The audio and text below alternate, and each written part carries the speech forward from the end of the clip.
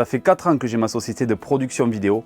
Ça se passe très bien, pourtant j'aurais pu tout perdre à cause d'un élément. Certains appellent ça une maladie, d'autres le doutent, d'autres la pétochent. Je veux te parler du syndrome de l'imposteur. On nous le sert à toutes les sauces en disant que ça peut freiner les entrepreneurs. C'est vrai. Après, entre ce qu'on dit, la réalité, dans le monde de la vidéo, on peut s'en sortir et je vais t'expliquer comment. Beaucoup de gens dans la vidéo se lancent par passion. Si toi aussi tu regardes cette vidéo, je pense que c'est le cas, comme ça a été le cas pour moi. Et passer du côté amateurisme, passion, au milieu professionnel, gagner sa vie avec un sujet, ça pourrait très bien être pour d'autres personnes avec le sport, ça peut être très compliqué. Et ce que de nombreuses personnes appellent le syndrome de l'imposteur, pour moi, c'est juste qu'on démarre dans une activité, on a souvent peur, mais ça se corrige très vite avec le temps, dès qu'on a les premiers clients. D'ailleurs, si tu te lances, regarde dans ta région, tu verras que de nombreuses personnes font la même activité que toi. Donc ça veut dire qu'il y a du business, que le gâteau peut grossir. Je ne sais pas si tu as vu d'ailleurs déjà cette expression, c'est pas parce que vous êtes plus de vidéastes que les parts vont être plus petites. Plus il y a de nombre de personnes qui s'installent dans un secteur, plus le gâteau va grossir. Et je t'explique de suite. Plus le gâteau va grossir, ça veut dire qu'il va y avoir plus de clients. Pourquoi? Prends l'exemple d'un boulanger. Il va faire une vidéo avec un prestataire et un confrère, un concurrent, va voir cette vidéo, va dire « Ah mais c'est trop génial, il attire des clients et tout. Moi aussi ça m'intéresserait, mais par exemple pour recruter. » Donc il va demander aussi une vidéo. De fil en aiguille, ça va rentrer dans les mœurs et il va y avoir de plus en plus de boulangers qui vont demander des vidéos dans ta région. Un seul prestataire ne pourra peut-être pas tous les faire. C'est pour ça qu'il y en a d'autres qui s'installent. Il y a la demande et le gâteau grossit. Tu vois, déjà ça c'est le premier point. Il faut te dire que c'est pas parce que tu t'installes dans une région que forcément tu vas te retrouver face à des personnes qui sont plus légitimes que toi. Face à ce phénomène que tu peux ressentir, il y a 4 facteurs. On va les détailler ensemble et derrière j'aurai 4 solutions à t'apporter pour t'aider vraiment à prendre confiance en toi et éviter d'avoir ce syndrome-là qui te ronge. Le premier facteur, on en a parlé un peu plus tôt, c'est la peur de ne pas être légitime. Pourtant entre nous, si tu te lances dans la vidéo, c'est que tu as des envies, tu as une passion, tu es sûr de ta qualité de travail. Donc, pourquoi avoir cette crainte-là? Après, les personnes qui sont installées depuis plus longtemps ont peut-être un peu plus de réseau, mais techniquement parlant, tu peux arriver à leur niveau. Peut-être qu'il va te manquer un peu de matériel, mais pour démarrer, tu peux être confiant en toi. Parce que quand on parle de technique, si tu as fait du contenu vidéo, tu peux être sûr que ça va fonctionner. Quand tu vas arriver face à tes premiers clients, tu vas leur dire hey, « regardez ce que je fais » et si ça match, tu vas de suite choper du business. Le plus dur là-dedans, en fait, c'est d'avoir le premier client. À partir du moment où tu as un client qui t'a fait confiance, tu peux t'en servir de fondation pour aller prospecter avec d'autres personnes et ça prouvera ta légitimité. Et entre nous, mon premier client, moi je l'ai fait gratuitement. Ça m'a permis d'aller prospecter chez d'autres personnes et être plus serein. Le second facteur qui peut t'amener à avoir ces doutes, c'est en fait à attribuer tout ce qui t'arrive à des facteurs extérieurs. Et je t'explique de suite. Souvent, tu vas te dire que si tu as pu signer avec un client, c'est dû à la chance ou c'est grâce à l'intervention de quelqu'un qui t'a recommandé. Si tu es en train de faire ta vidéo pour ce client-là, ça veut dire qu'il a reconnu tes compétences, tes capacités et aussi tu as su te vendre. Parce que si tu valais rien, les gens ne te recommanderaient pas.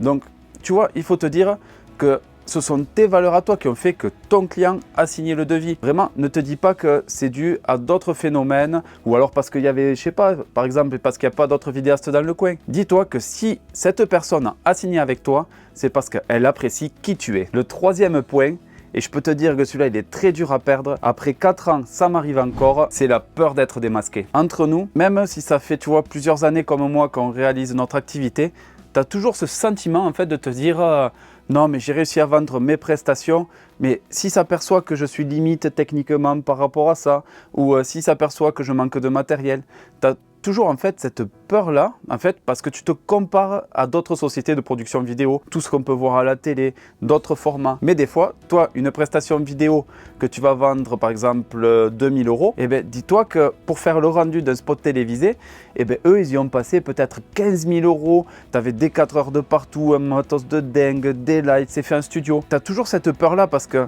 tu te compares trop aux autres, à ce qui peut se faire de mieux. Et des fois, en fait, par rapport à ce que recherche un client, ça peut être juste le message à transmettre. Il ne recherche pas peut-être la plus belle des images, c'est pas le but en fait de tout ce qu'on peut faire nous. Pour ça, il y a des très grosses sociétés, ce sera inatteignable pour nos clients. Tu vois, on se dit toujours qu'on a peur d'être démasqué. Mais par rapport à quoi en fait? Par rapport à ce qui se fait de mieux. C'est comme si tu comparais en fait un orchestre musical qui fait du bal musette et tout, et je juge pas, hein. C'est comme si tu les comparais qui tournent très bien localement, ils sont géniaux, tout le monde danse, tout le monde adore, et que tu prenais les plus grandes stars en fait qu'on peut écouter. Je vais te prendre l'exemple des tenues vestimentaires. Tu vois, un orchestre, déjà ça leur coûte très cher de s'habiller, et bien comparé au business des stars qui font faire leurs habits par des stylistes, il y a tout un monde. On a souvent cette peur-là, nous, d'être démasqués. Mais c'est que par rapport en fait, à quelque chose qui est inatteignable pour 99% de nos clients. Donc si j'ai un conseil, ne te compare pas. Tu peux essayer de regarder ce qui se fait pour t'améliorer, mais ne te porte pas d'auto-jugement néfaste parce que ça servira à rien. Il y a toujours mieux. Et voilà, chacun joue dans sa catégorie. Nous, on démarre, on est là pour perdre ce syndrome qui nous inquiète et tu vas voir, ça va se passer nickel. Le quatrième facteur qui provoque ce sentiment, c'est le besoin de fournir un travail acharné. C'est comme si en fait tu voulais rattraper des compétences qui te manquent. C'est comme si tu avais un sentiment en fait de te dire je ne suis pas assez légitime, donc je vais travailler pendant des heures, des fois trop, et tu ne travailles pas efficacement.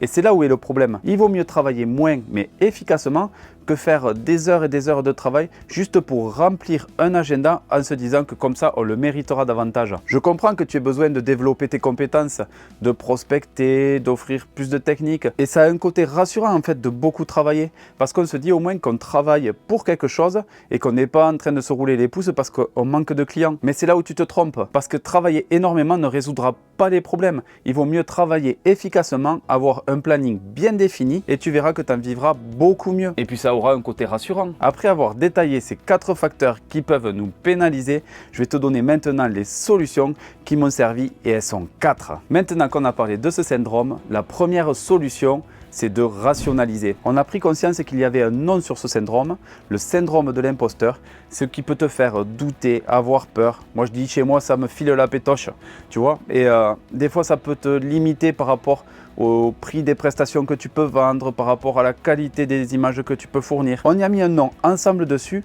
et déjà quand tu as des périodes de doute, tu sauras que c'est lié à ça. Tu n'auras qu'à regarder cette vidéo, ça pourra t'aider, te dire « Ah oui mais là je me souviens, il en avait parlé ». C'est ça qui peut m'aider. Donc, on a mis le doigt sur tous les problèmes qui peuvent être à l'origine de ce syndrome. En tout cas, je ne veux pas que tu te dévalues. La seconde solution qui m'a personnellement beaucoup aidé pour me limiter dans cette peur-là, dans ces doutes-là, ça a été d'aller voir d'autres sociétés de production vidéo avec qui j'avais des affinités. Et discuter ensemble m'a permis de voir qu'eux aussi avaient des craintes, parfois les mêmes, parfois différentes, mais on en a parlé, on a construit ensemble et en fait on s'est aperçu qu'on n'était que des humains. Des fois, tu vois, j'avais des petits problèmes moi par rapport à ma qualité technique, tu vois, je leur parlais, des fois au niveau du montage, j'avais certaines lacunes. Ils m'ont apporté en fait les réponses pour m'améliorer. On en a discuté. Quand on démarre, qu'on est seul, ça fait du bien des fois de se confier, d'avoir une oreille qui est à l'écoute et que ce soit pour eux ou pour toi, tu verras que vous en ressortirez grandi. Comme je te disais au début de la vidéo, plus tu t'entendras avec des confrères, plus le gâteau va grossir. La troisième solution, c'est celle que je préfère et celle-là, je m'en délecte. C'est accepter les compliments de mes clients. Ne les minimise surtout pas. C'est des moments où ils vont te dire merci pour la qualité de la vidéo que tu m'as fournie, merci pour les échanges, merci pour m'avoir aidé à affronter par exemple la peur de l'objectif, merci pour m'avoir aidé à communiquer, pour recruter. Et tout ça, ce sont des moments qui font chaud au cœur parce que à la fin d'un projet pour lequel tu as utilisé énormément de ressources, ça fait toujours du bien de recevoir des compliments. C'est à ce moment-là que tu peux te dire que voilà, le travail que tu as fourni est un travail de qualité et donc que tu es un professionnel et que tu as bien fait de choisir cette voie-là. Tu vois, dans la vidéo, l'avantage de notre métier, c'est qu'on a toujours la possibilité de rattraper nos erreurs. Il y a toujours moyen de trouver des solutions. Ça peut arriver que ce soit du côté du client, de notre côté. Mais s'il y a un problème, on a la chance de pouvoir rattraper nos erreurs. Donc, quand tu reçois un merci d'un client, ça veut dire que tu as fait ton travail parfaitement, malgré ce qui s'est passé avant. Et ça, vraiment, il faut t'en délecter. La quatrième et dernière des solutions, et pour moi vitale, même si en France on a du mal à en parler, c'est se faire accompagner par un psychologue. En France, c'est souvent un préjugé de dire qu'on va chez un psy.